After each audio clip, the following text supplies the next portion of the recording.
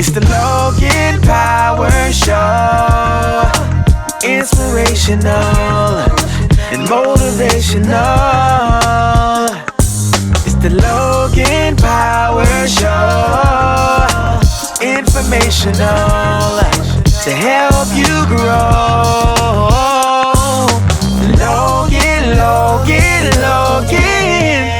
Logan Power Show. And now the host, Calvin Logan. Welcome to another episode of the Logan Power Show. I'm your host, Calvin Logan, and today we're honored to have with us the mayor of Columbia, South Carolina, Mayor Daniel Rickenmann, the leader committed to innovation, economic growth, and community engagement. Mayor, welcome to the show. How's everything? That's great. Thank you for having me. I really appreciate the opportunity. Yes, sir. It's a pleasure having you here on the show today. I know that I want to go about the man behind the curtain, your background and your vision for Columbia. Let's begin with your journey. What led you from business and entrepreneurship into the public sector? That's kind of a long story. So let me tell you. So my parents moved here from there. They immigrated to the U.S. in the late '60s, and so when I became 18, my mother made sure that I was registered to vote. She's like, there are a lot of people in this world don't have the opportunity to be engaged. So engagement was always part of how I grew up. But a lot of it stems from just some wise words that my father died when I was young. My mom raised me. She was a pretty strong woman. And, she said, son, you got to work hard every day. Every opportunity, everything that looks like it's a hurdle or if it's a roadblock is just an opportunity. It's how you look at it. And then she always taught me that, don't be afraid to try something. She said, because people don't judge you on failure, they judge you on recovery. If you learn something, then people don't look at it as a failure. So just remember that. And then she said, you got to give back. And so for me, this is part of giving back to the community because I got engaged in politics when I was young, when I was 32, because I was very frustrated as a small business person.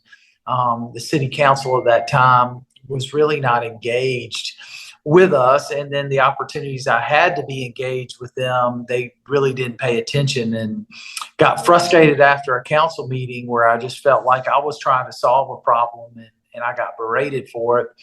And I ran for office. When somebody says, quit talking about it, do something about it. Well, I decided to run and been in and out of council over, 12, 13 years. I did 8 years and then left, came back for 5 and had an opportunity to run for mayor and just was like, here's my chance. If I get elected, then we're going to try some different things. We're going to look at it from a different perspective. And I think some of that is a small business person and living off those 4 principles, you tend to take more chances. You look at things differently. And, I'm probably the first business person in 63 years in Columbia. Everybody's been a lawyer for the last 63 years. So, just a different perspective, looking at it differently, but different, level of engagement, using some of the practical things that I learned from other business folks and applying them.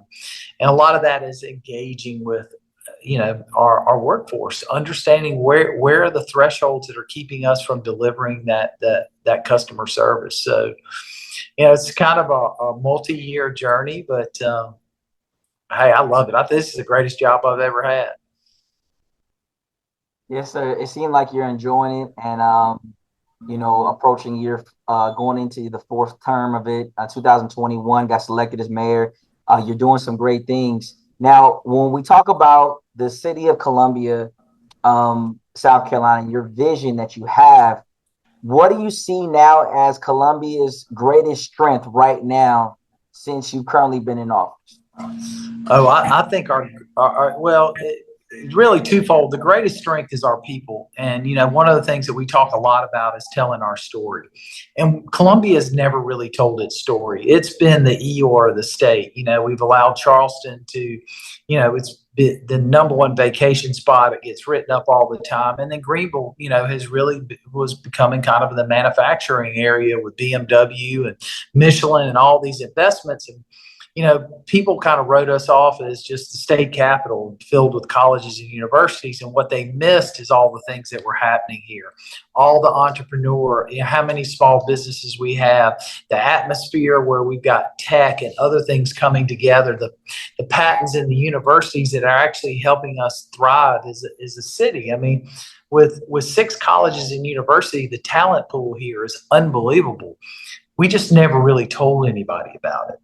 Then you add Fort Jackson, largest training base. Well, 3,500 families live out there. 7 out of 10 families are staying here to retire. We got 45,000 recruits that come through this community on an annual basis that bring over 250,000 family members to visit them. Economic driver. I mean, that fort alone is $6.7 billion worth of economic impact. Then we get 16.4 million visitors. I think we might get more than Charleston. But Charleston gets people to stay longer. And so that's one of the things, by exposing what we have to offer gets people more. And we've been focused on that. We've added 700,000 room nights over the last 4 years by just really telling our story, marketing who we are and what we have to offer. So it all goes back to the people here. I mean, when people hear the stories, how many patents, we got Grammy-winning artists, we got Pulitzer Prize-winning authors, we got people who have invented. I mean, there's a guy in town, he must have 54 patents. I mean, we have all this right here and people don't realize it. And I think the more we expose people, the more they see what we have. We're finally developing our riverfront. We're going to have 27 miles worth of trail there. We're rebuilding our neighborhoods, people living downtown. That never happened. When I moved here, and I had no intention of staying in Columbia. I mean, I was like, I'm coming here to college. I'm out in 4 years. But what I discovered in between my gap between when I was supposed to be starting my job, when I had about 5 months, I saw friends staying here, people starting businesses young and thriving. I'm like, this is a great atmosphere. I missed some of that being in college. I didn't get to see what was right in front of me, and I did afterwards. And so, met my wife here, raised my daughters here. Absolutely think Columbia is a great. I think we're going to be the #1 city in South Carolina, but it's going to be about quality of life, not so much about population. Yeah, that's a tough task, but I believe that you're well able. Since I know that you are very concerned about the people, food insecurity has been a focus of your administration. Tell us about that mobile farmers market. How that's you mentioned about how you're trying to get people to come back to the city, being it's a college city plus a military town. You mentioned so many things, but you mentioned about the food insecurity. So how is that particular initiative has sort of get that ball rolling? Explain that to me. Well, it's really interesting is so our citizens got together, and we have pockets of community where we had a lot of people leave over the decades, and you know what happens when population leaves? Then grocery stores shut down and they leave. It's a numbers game for them. And, for us to get back to where we have thriving stores in every corner of our community, we have to build up density. Well, that takes time. And that also can be a challenge. You get folks who are like, well, I don't want all those apartments here. I don't want this. So we have to find that balance. Well, balance takes time. I'd rather take a longer time making it correct than spending 100 years trying to unwind it, right? So one of the things we looked at is why can't we take advantage of 2 things? One, we got farmers in a farmer's market here, and we've got farmers in close proximity. Can we prop up a mobile food truck that goes around and is like a mobile grocery store? It has eggs, it has meats, it has fresh breads, it has cheese, it has a little of everything, and get that around. And then the second part is, how do we take technology to deal with it? And so we reached out to Instacart and said, hey, we got this idea. Well, we're the first community to partner with Instacart to set up a program for folks that are on Medicare and Medicaid that would get free delivery, so they wouldn't be charged for the delivery. And what's great about that it gives people choices, so they could pick the grocery store that they wanted, so they don't have to go somewhere where they're not used to what the items are like. But it also gets them more than just the fresh fruits and vegetables. It gets them their other needs as well. So you take the transportation hurdle out of the way. Think about a mom who's working 2 jobs, still helping kids with homework, making sure the kids taking that one thing where she's not loading up the entire family to go to the grocery store across town to buy up for a week, where she has that opportunity so she can manage as her schedule changes. And then our senior population who just doesn't have the ability to get around, and relying on public transportation, it's not 100% there yet. That really fills the gap. So let's use technology. So those two things have proven to really work out. It helps us with the local farmers who have an opportunity to sell, but it gets that mobile cart out, and it's a start. It's not the end to the problem. It's just a start. But if we can band-aid it till we can rebuild, and that's what we're working on now, is rebuilding these neighborhoods block by block. Yes, sir. I just want to spin off a couple things. I know that you're doing some great things there. Education. The city of Columbia, South Carolina, a good educational hub. Think about some of the teacher salaries. You have Greenville, #1. Then it goes Charleston, where I'm currently located at. Then you may try to get Columbia here or there. How competitive do you think you need to be to be able to students say, okay, you don't have to go and travel 80 miles out, 100 miles out. Let's go to USC. Let's build a bridge. I know that you do a thing where if students do well academically, you do offer things with actual 2-year institutions where the cost of education is very low for those students, giving those scholarships. But how are we able to sort of help those that say, for instance, I want the quality of life to have the opportunity, educational wise, in your humble opinion? Well, education is a challenge, and has been here. It's been one of our weak points in our competitive. And so there's a lot of emphasis on making sure that we have multiple opportunities and programs. And one of the things that we started doing early on was engaging our young people. Why is that important? Well, hey, we need to know, what kind of jobs you're looking for, and do you know about all the jobs here? Because if our college graduates aren't staying, our high school graduates aren't going to stay, because they're seeing what these folks are doing. So engaging them, understanding the housing challenges that folks have, the lack of opportunities that they didn't know about. So we've engaged. So we started creating an internship. So now we have an intern fair. And part of that is so that rising seniors, college students, all could meet with the companies that are here in town, and understanding that internships aren't just for your junior year and how different now, so that you can understand what that business has to offer. And a lot of people don't realize, we got a lot of insurance company hubs here, but insurance is not just about selling insurance. There are people who are writing code. There are people who are engaged in back office. There are HR people. There are lawyers that are needed. So tying all of those pieces, letting people explore, but getting our business community to start engaging people younger. Second part of that is opening up the door for apprenticeships and taking advantage of these great training programs here that people weren't taking advantage of.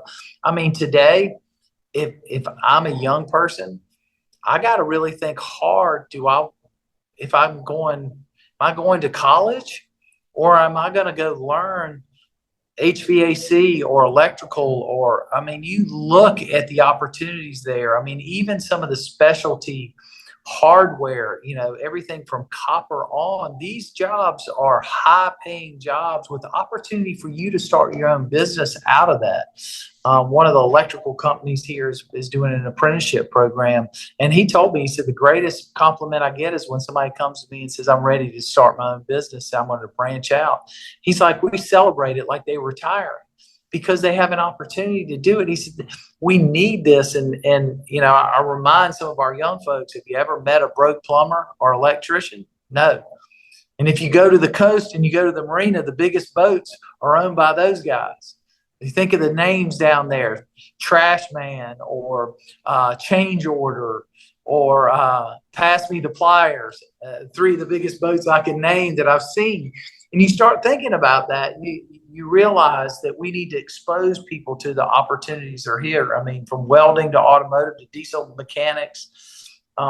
And we've got great programs in our schools. They're just not being utilized. And part of our job is to get the business community more engaged in that, so that the young people or people who are reinventing their career realize there's an outlet. I mean, just CDL training, you think about today, you could get a job anywhere. I was talking to a truck driver program the other day, and the guy was telling me that his overnight drivers are making $190,000 a year right now. $190,000 a year, and are getting better lifestyles. The demand is not on their schedules like it used to be, where you're just nonstop driving. I mean, he goes, I get time with my family, but that's a pretty good living to be gone several days a week. Yes, sir, definitely. Since you are a man of thinking down the vision, and we're thinking about down the road, let's think about it, 2030, 2035, 10 years from now. I know that you're seeking re-election. I know there's some things that are going to change with a new presidential administration after 2028.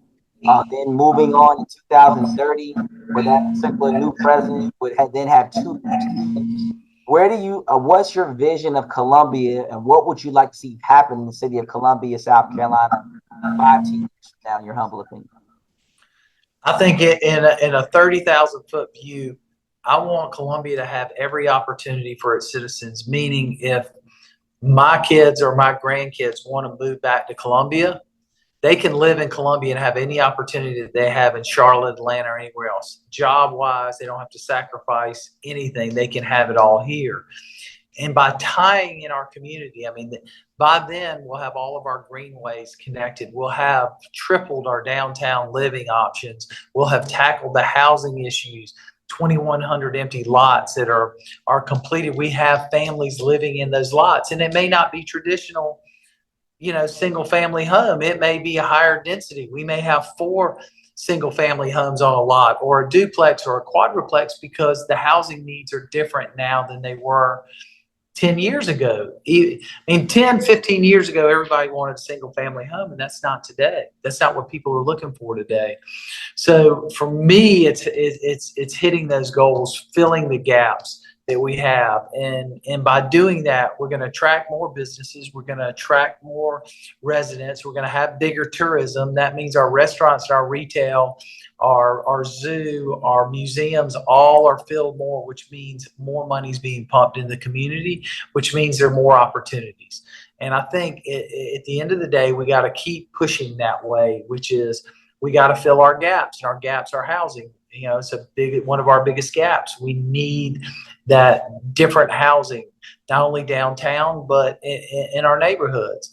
That's going to help us attract. We got Scout Motors here. By then, they will be at full production with probably the second wave. That's 4,000 jobs starting now, but when they go to phase 2, that's another 4,000 jobs. That's 8,000 high-paying jobs with 100 spinoffs on it. So think about how that multiplies. I mean, you look at, in the Charleston area, just what Boeing's done. Now you got Volvo on top of that, and then tourism. So when you tie all that together, you've added 35,000 people probably, along with high-paying jobs.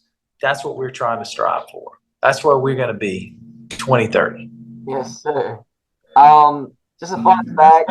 What is the mayor's sort of fun place or hidden gems in Columbia, in your personal experience, place that you say, I go to either have a good time or what's the name of a good spot?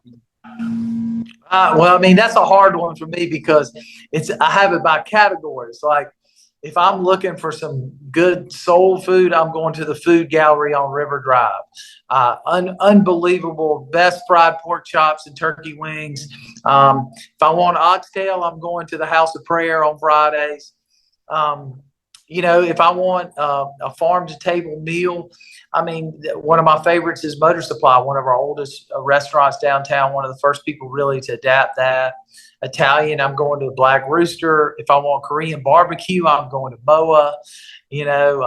I want a taco, I'm going to a bunch of different places because it depends on what taco I want.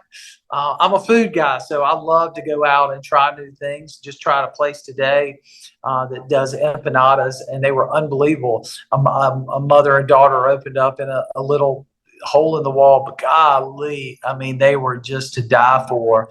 And then for us, the great venture for me on Saturdays is we have the number one farmers market in the country. It's called Soda City Market. We have about 5 blocks, 200 vendors, and every type of food, produce, artwork. I mean, yeah, I go down there for breakfast and lunch. I mean, I'm brunching from one end to the street to the other.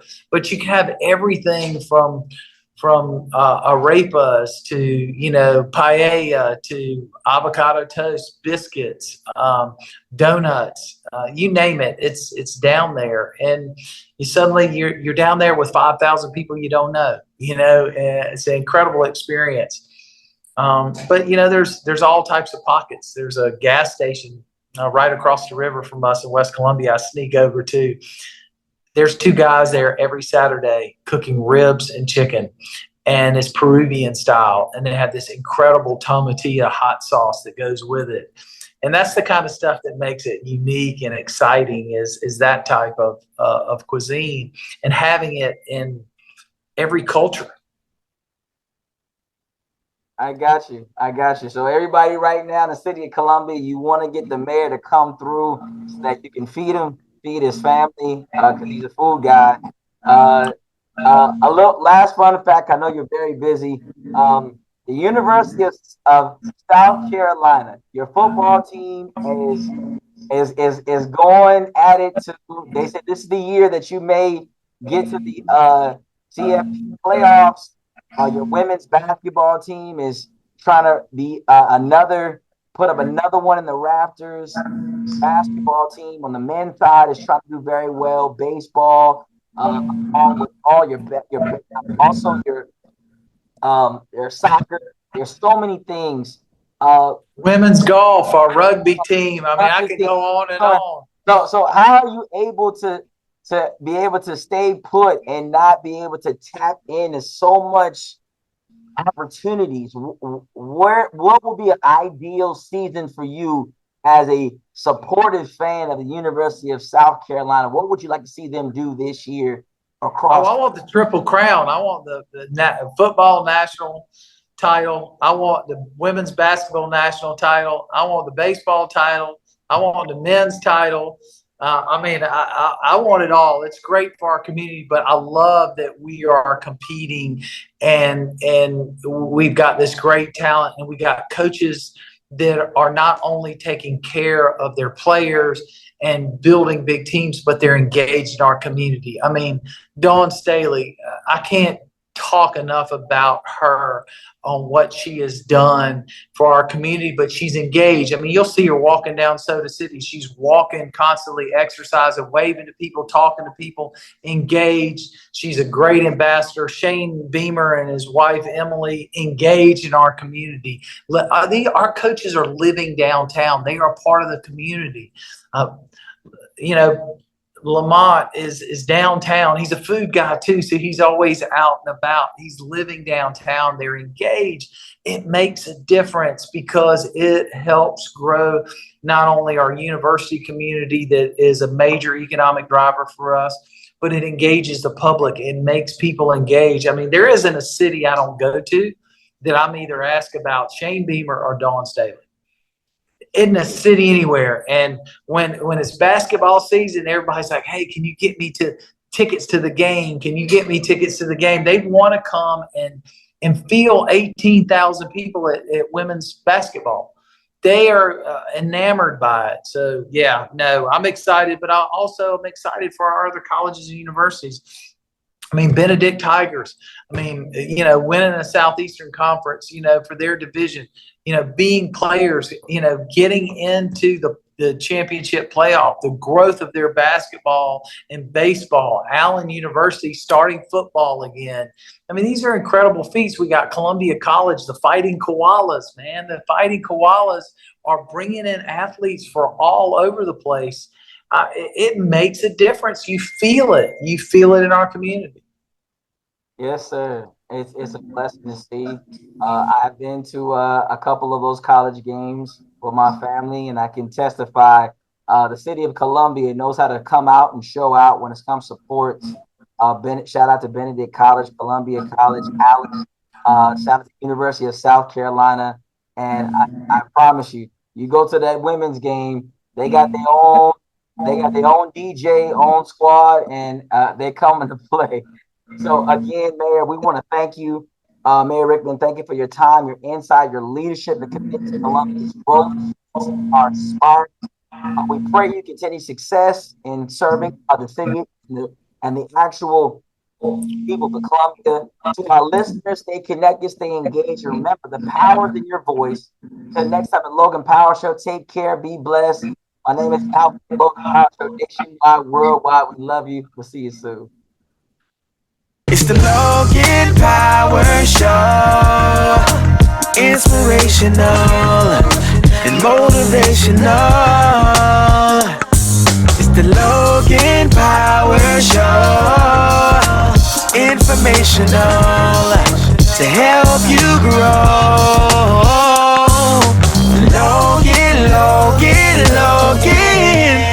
Logan Power Show.